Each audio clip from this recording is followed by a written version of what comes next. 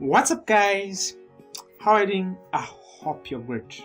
My name is Jesse and welcome to yet another amazing tutorial today. Today I'm going to introduce a Lisp to you that is going to help you to increment your labels within AutoCAD. Let us dive into the tutorial.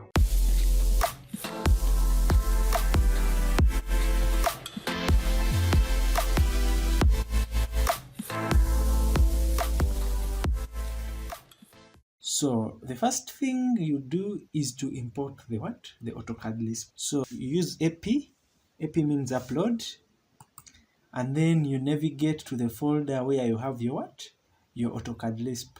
I've shared this Lisp with you, just check the video description, click there and then download that Lisp. So after importing your AutoCAD Lisp, you come here to the command prompt and then type in num, num, and then inc, num inc, and then click on it.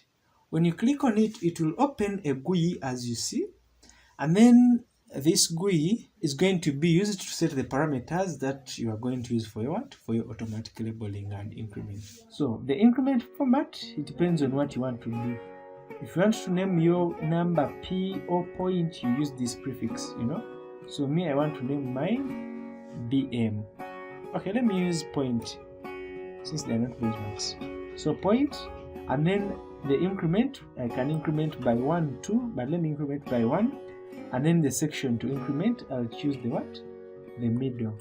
So yeah, so the first one will be 1, and then I'll increment that one.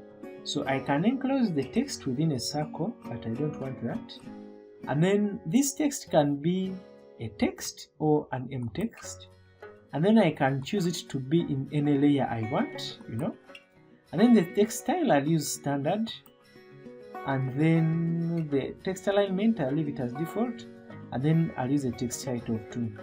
And then I will click OK.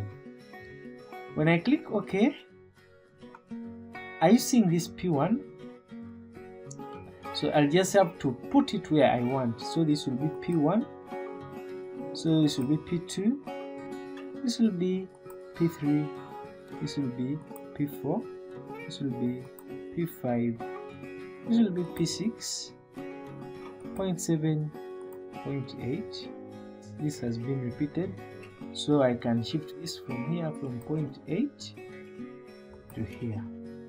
Yeah. Then I press again num inc, and then I click OK, and then I put 0.9 here, then I save. Yeah, so that's how you can automatically increment your numbers as you label within AutoCAD. Thank you for watching this tutorial.